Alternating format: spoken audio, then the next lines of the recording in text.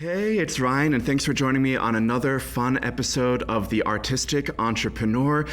You know, the whole idea here is, I was talking to some friends about the algorithm, the Google algorithm, and how it seems to know exactly who you are. And Google knows exactly who I am because I feel like my entire life I've always been searching for best side jobs for actors, best side hustle for actors, best job to do remotely while you're on the road. So Google knows exactly who I am, and I'm really fortunate right now that I'm connecting with friends and colleagues who have found these perfect side jobs or these hustles or these parallel professions or these brand new professions that are actually relevant to the artistry and the work they put so much work and time into their art. So these friends are actors, they're singers, they're comedians, they're improv performers, and they have found these niche careers that actually utilize the skills that they've been training probably their whole life. And I'm so happy to have Corbitt Williams on the show today. Corbitt, you might know him as Mr. Corbitt. That is his stage persona now. But Corbitt went to the Boston Conservatory for Musical Theater, just like I did. He's a native of Florida, and he's doing the whole New York City thing, although he just found a brand new home outside of the city. And Corbitt's niche, I'll let him tell you a little bit more about it, but it's commonly referred to as Mommy and Me classes. They're these wonderful, enriching classes where children get to explore music and sound and dance with a guide, with a wonderful instructor, and Corbitt is just the best. And I'm so happy to have him on the show. Welcome, Corbitt. What an intro. Thanks, Ryan. Hi. Hey. So you had mentioned earlier that you got some early training in this through a program called Gymboree, but I'm wondering, before you even started with that, were you encouraged to test the waters with this, or who told you, hey, Corbitt, you'd be good working with children, or was it something that you were just naturally drawn to? I'm very curious how you got started. It was kind of a snowball effect of a bunch of different things. When I first graduated college from the Boston Conservatory, where we both went together, my first big job that let me quit the day jobs I had was working for a Disney Cruise Line. And that is clearly a family-driven, entertainment for children. And that was my first time doing something that expressly was for kids, basically. And I really just found a strong connection to that. And after I finished working with them, I got a couple more jobs in children's theater. And it was just a good fit. And I had always wanted to find a way to work with children more. And then I was looking for another day job, and I put out a good old Facebook status back in the day that was like employment, just saying I need a job. Does anybody know of anything? And the first person to reach out to me was my friend John Mothershead with a job at Gymboree. And so I started working there thinking, this is going to be something I take until until this dries up and the next serving gig and whatever. But it just really was a great fit, that kind of work. And it just felt instantly like, oh, this is something that I really need to see what's next, to kind of pursue. So that's where it really started. Well, now we are seeing what's next. You now have the persona of Mr. Corbitt. So for those who are tuning in and aren't really familiar with what this whole programming is all about, who is Mr. Corbitt and what sort of entertainment and services does he provide? So, Mr. Corbitt is how I refer to myself when I'm teaching these Mommy and Me style classes, which you did a great job of explaining what they are, and doing birthday parties and all that. It's just a way that I kind of create this separation between myself and what I do, especially for the kids.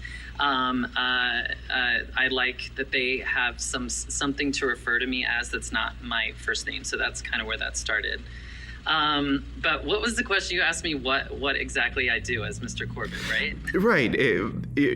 I think I've participated in some of these classes with young people in my family, and there are so many different ways it can go, from passing around instruments to sing-alongs to reading stories. Do you do some of that or all of that? Yeah, so I do. I really try to take what I like of the Mommy and Me class. It's a very traditional kind of model with lots of classical early childhood stuff in there. So you have your sing-alongs, you have your nursery rhymes, there's instrument play, and what I try to infuse into my classes. There's also movement. You know, you absolutely have to teach these classes with movement and dance, because that's how children are learning at this point in their lives. Sorry, get me back on track. Yeah. So after doing these Gymboree classes, you've continued to develop into what specifically you offer. Thank you. And how would you say what you offer is different than the Gymboree model or the Music Together model or those other ideas that are out there? What's different from me is that I am singing live in the class. So not only am I covering all my bases with teaching Mommy and Me class, but I'm also providing this kind of level of entertainment and kind of introducing these families who, a lot of them, maybe music isn't the most important thing in their life, like it always has been in mine. Sure. So it's also just letting them know how to experience even a live music setting with their child and make that a constructive moment for their child and them, and a opportunity for connection. So I think what I also do is I am really about taking sounds and songs that we, as we are right now, especially in New York City, that we hear all the time, songs you hear in the convenience store, songs that are the most popular on the radio. And I want to take those and make all those into learning moments and connection moments for your child. So like this week, I'm doing Bob Marley in all my classes. So I want to take things that are very readily accessible and find ways that you can connect with your child in educational ways as well.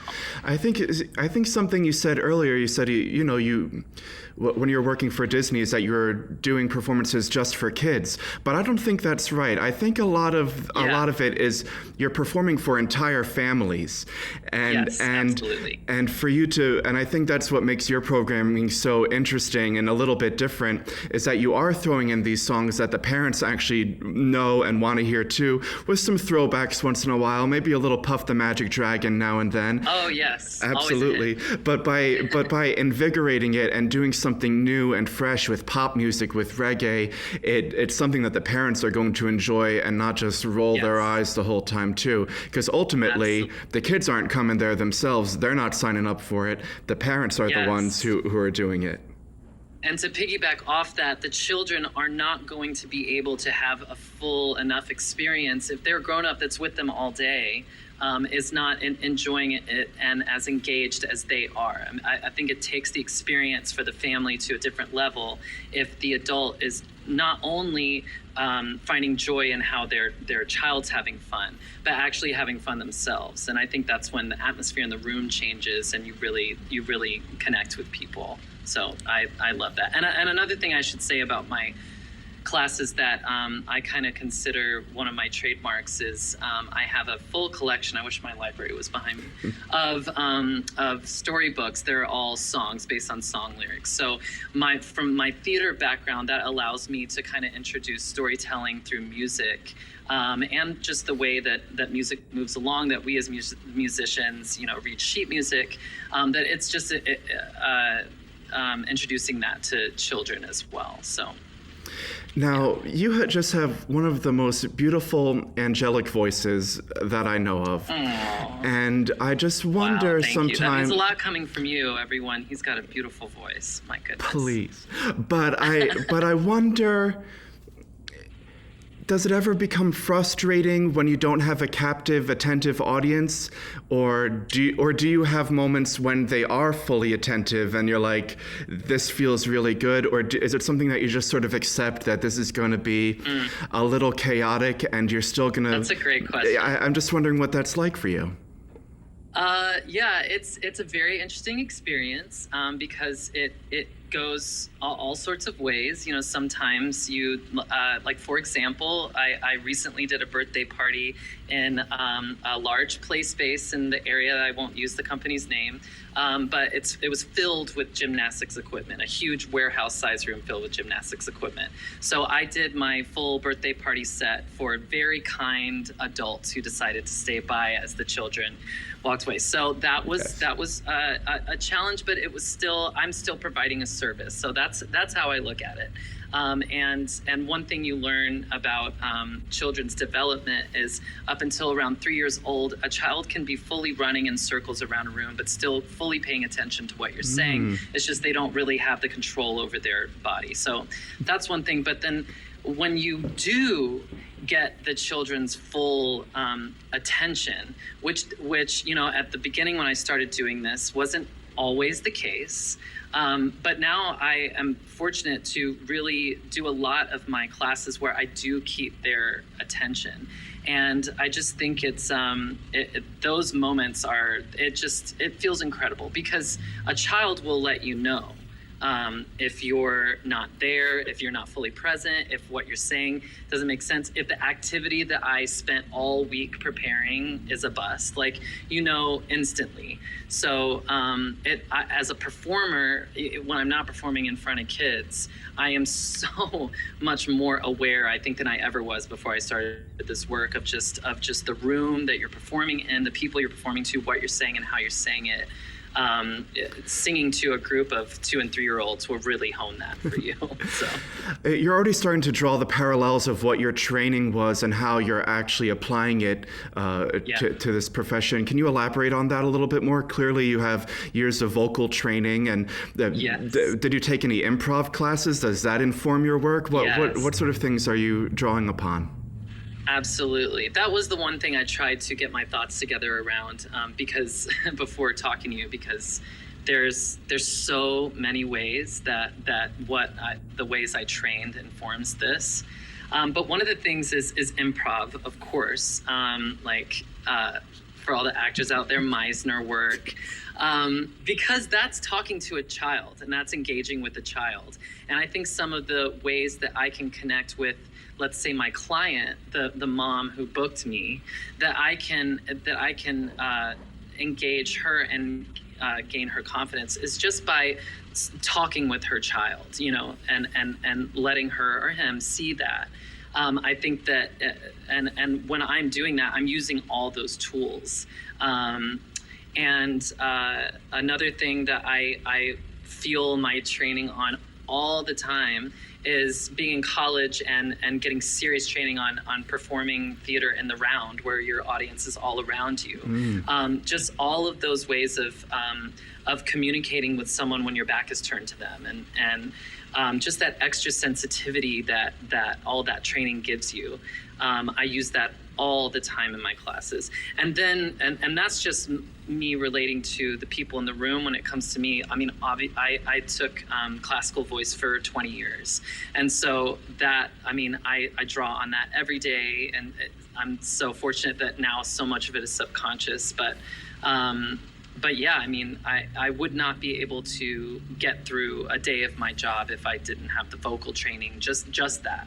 I hope maybe some parents will stumble upon this too, because I just remember my parents, it was such a fight when I said I wanted to go to a BFA program for theater, and what are you going to do with that? What if you don't make it on Broadway? And it's such a small percentage of our graduating classes that are still that still are making that their life, and that's great. That is fantastic. But it's just one more step in your education to open up doors and trainings to things that you connect with, that you can do. There are so many different things that you can do with this training, and it shouldn't limit you. You shouldn't feel limited to only pursue musical theater. My sister certainly isn't pursuing musical theater with her BFA. She's running a successful food truck. You know, there are crazy things that you can do. That's amazing. Yeah. I didn't know that. Oh yeah, it's great. It's great. Wow. So yeah, if there are any because it just gives you. It gives you this, for me, not only the training that I had, but but working in theater, and auditioning and going to classes and all of that hustle, just the hustle to stay in the business. You have to, be confident. You have to project confidence all the time. And I think that alone can get you in every door. And oh, yes. By the way, every job interview you ever go on, if you're a good actor, resume comes second. I don't know how I knock on wood, but my interviewing skills are amazing, and it's just I think all of ours are. Because you say, I'm going to play the part of the best candidate for this job, and then when it's not a theater gig and you come in doing that, people are blown away. I don't think what it's taken me a while to realize is that even though I'm not, performing as an actor in a show or what have you, all of that is so it's so special that we have that training. And going to a conservatory, we didn't go to a big college with other majors there. We're all performers. And then, I moved to New York, as most of us did. We all moved with all our performer friends. You meet more performers. I just forgot how it's so special in this world when you get out of the industry to have these traits, these attributes. I mean, they are very unique. Even though when you live in New York City, you don't necessarily feel so unique being an actor or a singer. I mean, every other person is. But when I use these skills in other fields and in everyday life, especially as I've gotten older, it's like this is such an asset that where I feel like I'm lacking in other ways, I have this real skill set that we all have. I'm curious at what point you were able to transition into doing this full time, because is this your main primary source of income now, and how did you make that transition? Yeah. And now you're no longer associated with a Gymboree or a Mommy and Me or you are yourself. So I'm curious from a business point of view how that transition happened. So it was a really exciting time. I was actually working at this place that I have to shout out called City Babes in Soho. I worked there,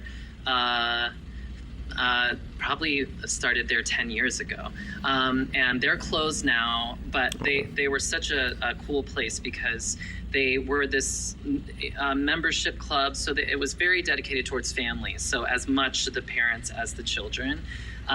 So that vibe was really started to shape what I wanted to do, because I would perform at events and see that I can get the parents, my favorite look on a parent is I didn't expect to come here and enjoy this. Right, I was just, so I was seeing that. So that got my wheels turning. And then also going from Gymboree or a place like that, there are other places that have their own curriculum that you just do.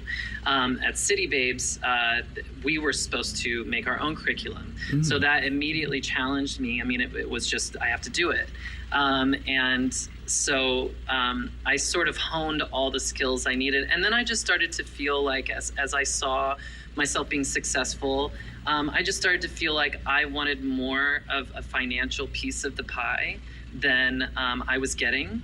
And so that was, sometimes I think about it and feel so shallow because it was so money-based. I think I would have had a different trajectory with it if I hadn't have felt like I'm doing so much work and I want to reap that benefit. So that got me to start taking people up on where I'd been getting requests on doing a private class here and a private class there, until I was really in demand and was making enough money that way to where I could quit my job. And I've been so lucky, even through ups and downs, to be able to keep that going. Are you fully incorporated? Are you an LLC or I'm a self-proprietor at the moment. Yeah. So, and I actually am just now, I have just gotten my first dedicated space at this place called The Spring. I'm sure we were going to get to that. No, let's get to that. What's going on in the future? And speaking about the space, but also you had mentioned that maybe you wanted to have some opportunities where you could get new teachers and start training the Mr. Corbitt method going forward. Absolutely. So let's expand on all of that.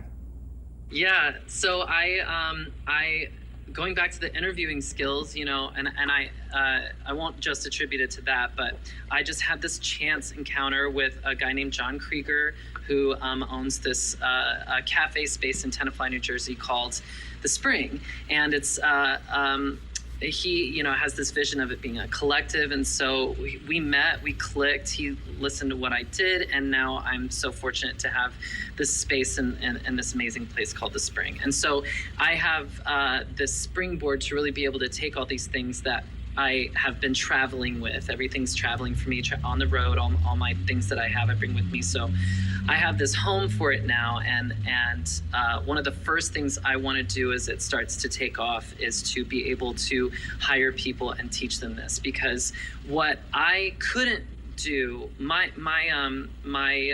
thing that I wanted to accomplish with this, and I think another person maybe could have, but I never could get to where I felt this was as flexible as I needed it to be to really be hitting auditions.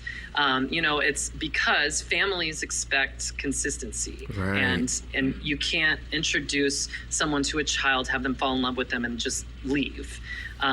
So what I want to do is to be able to build this network of people who can provide flexibility for each other, so that it can be a true, because I think, just from me who started the company and everything I know about actors, I mean, it's just, I think one of the big hooks with me that maybe the everyday customer doesn't understand is that I am an actor and I'm a singer, and I have this training and appreciation for what I'm doing that might be different from, with no disrespect to, someone from a fully education background. Sure. So that is definitely what I want to do. But more importantly, I really want to, create a home for people in a community where they can come and where they can experience music that we hear all day long. We hear music all day long, and it's in our day and age, a lot of it is, it's like there's no use for it. It's kind of, it's just fun, or it's just, for this. But I want people to have a space where they can come and engage with music in a way that's like really beneficial, and it is almost healing for families, after a long day. So that's awesome. So that's where we're at. So it's just getting started. I'm in my 3rd month, but super excited. I'm curious, you had touched upon some of the attributes that have made you successful in this. As you begin maybe hiring and looking for other people, or if someone is watching this video and they're thinking, would this be a good sort of match for me to dip my toes into? What sort of temperament is good for this? Would you solely be looking for musical theater performers, do you think? Or what? Or I don't know. What sort of person is right for this job? I think, well, you have to be a person who's generous of spirit, I would say. You have to be someone who is you can be a wallflower and be generous of spirit. It's just, being willing to engage with people, because this job can bring out your shyness, can really let you know how shy you are or aren't. And obviously patience. You have to be so patient. And I think that patience comes more naturally for people than others. So I would say, if patience comes naturally for you, this would be an easy job. Same with being the host of a restaurant. I mean, you have to have extreme patience. That was one of my main gigs before. So patience and generosity of spirit, and I don't think that that it only has to be musical theater people. I don't think that you need to have a clean pingy belt to do this job. I think that you need to carry a tune, obviously. You need to have some sort of understanding of music, just basic rhythm and stuff like that. You also have to be pretty responsible because you're in charge of the room during that class. You're in charge of how it goes, and people, the whole room is watching you. So, but I think all of those that comes to actors innately. It's the patience probably that's the big. That will separate the wheat from the chaff, as they say. I wonder if have you received any pushback being a male in the industry? I feel like, when you're thinking of nannies and you're thinking of caregivers and very early childhood development, it tends to be a very female-dominant field. Yes. Did you have to work harder, you think, being a man? I will answer that very honestly and say no. I have always thought that was a little interesting, because I think that even though women make up the large majority of the childcare industry, you're so right, from nannies all the way to teachers, and pretty much anyone you see in those settings. It is rare in the early childhood setting, which is like up to 5 years old, to see men. But it was an advantage for me for sure, because I've heard so many times people saying that it's so good for their kids to see a man, like to have some masculine energy in the room, even though I'm not the most masculine person in the world, but just it's a different energy field in the room. And I think some people, I've always heard that they very much appreciate me being a man teaching the class. So I have always sort of had mixed feelings about that, because I am an exception to the rule, and I do feel like it's provided me an advantage, and I feel a little guilty about that, because all the women in this field are who I learned from and who I look to as role models. So, but to answer your question, no. So, if anyone is watching this video, where can they find more information about Mr. Corbitt? I know you have, what's the website? Is it mrcorbitt.com? Is that easy? mrcorbitt.com, Easy. Corbitt, yeah. That's my website. I have some storytime videos on YouTube. My channel is mr.corbitt. And social, I'm corbitt.kids. You mentioned I'm moving upstate to a lovely town called Newburgh, New York. I'm so lucky to have this the spring as my dedicated space, and that sort of came up like totally unexpected. My plan for this year was to really expand on my virtual, my online offerings, because in 2023 I really want to reach as many people as I can. And we have to. I was going to wrap this up, but we have to just touch on the online offerings real quick though, because that's a whole nother audience and a whole nother revenue stream that doesn't require being in a room. How does that work? Oh my gosh, I could do a whole TED Talk. I got definitely pushed into doing online classes during COVID-19, during the pandemic, the shutdown. I really prefer, just as a personal preference, I prefer to perform live in a room with people. It's just how I was raised and trained. Getting into the online world was tough, but it was kind of natural, and it was at a time where everyone desperately needed it. And so now what that is going to be a little bit different, because the world has kind of gone back outside. But what I did and what I will continue to do is just kind of offering my class and doing it with, as much of a high quality visual and audio experience as I can. And it really turned into more of like a TV show. It was super fun. And so what I want to be able to do this year is take the rest of the spring and the beginning of the summer, and all of my classes in the pandemic were live. And so I want to be able to record some classes and finesse them and get some online classes going again. It was tricky though. It was very tricky for me. So it will be a big challenge. So now I've got two. I've got the challenge of creating a space and the challenge of getting back into this online world. But super exciting.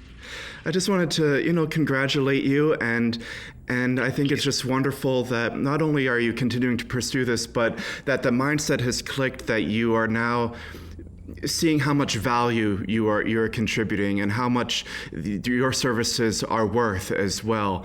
And sometimes, often as a performer, half of our life we spend doing gigs for free, community theater, and for the love of it. But when you are a skilled artist, you deserve compensation for what you're doing as well. So continue to advocate for yourself, and I hope you're able to bring other people onto your team as well, because I feel like you'll just be a wonderful mentor and a great boss. Oh, thanks. I really have that goal, so thank you. I appreciate that. Awesome. Thanks, Corbitt. Thanks, Ryan.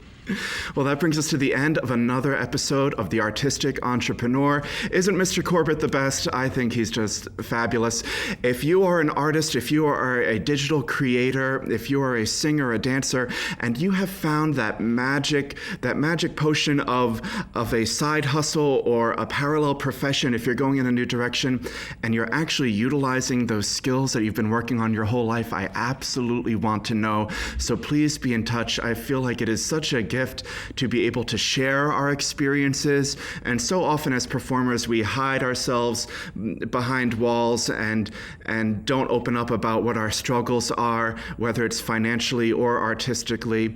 Let's open up the conversation and share what's working for us and what's not working for us, because there are so many people that are in your same shoes. So I'm Ryan, and thanks for watching another episode. Take care.